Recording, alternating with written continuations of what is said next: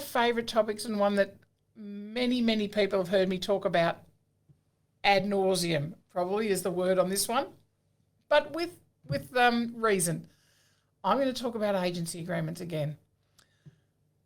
Yes, we need them. Yes, we have to have them with our clients. So with whomever we enter into that agency agreement, whether it's a landlord, a vendor, a buyer if we're acting as a buyer's agent, no matter what we're listing and selling, or listing and managing, listing and leasing, we need to make sure that we're using the right agency agreement. We need to make sure that if we are listing rural land, that we are using a rural land agreement. Doesn't matter if we are a real estate agent and the land is 20 hectares or under. It is rural land, you use a rural land agreement, sales agreement.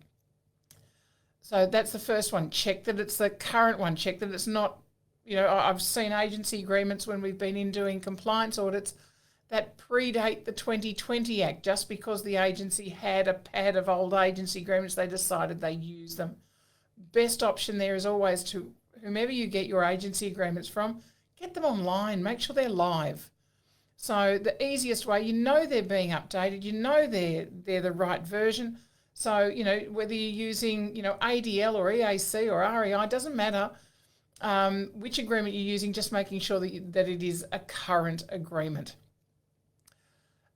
Another thing we keep seeing is the words as per contract.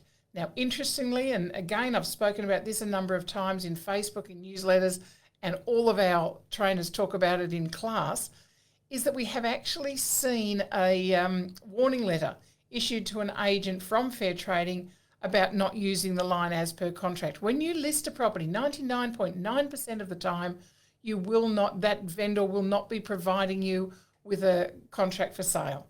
So at that point in time, there is no contract in existence. So you're referring to something that doesn't yet exist. Yes, of course it will exist in the future.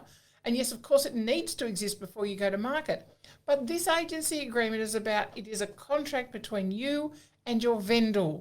It is not about the contract or what the solicitor is putting together or what he's putting into that contract. So you need to answer the questions.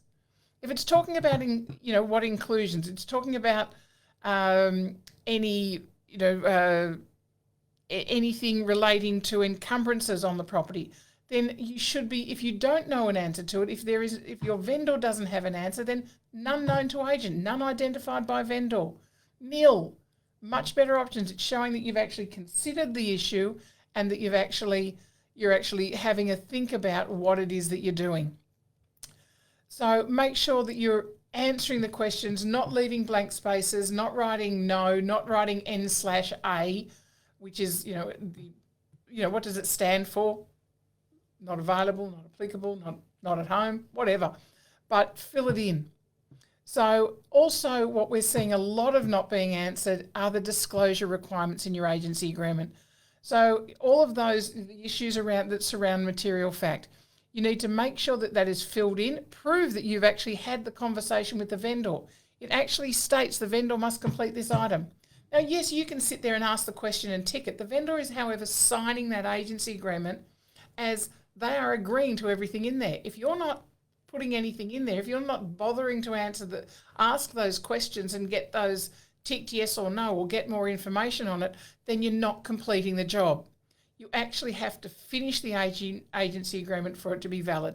So yes, they're signing for it, and you need to make sure that those questions are answered, whether you're asking them or whether you're putting the form in front of them to read it and tick yes or no.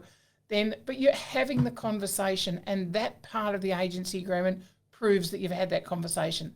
So guys, please get your agency agreements right. I know I always say it, you're doing the job, you're doing it well. You don't want to get to the end of selling a property or a business or, rural land or whatever it is that you're selling and not get paid because your agency agreement was wrong. That just hurts. So make sure that you're getting paid at the end of the day for doing the job that you're supposed to be doing. So we want you to be compliant. We want you to, do well in your businesses. That makes us happy.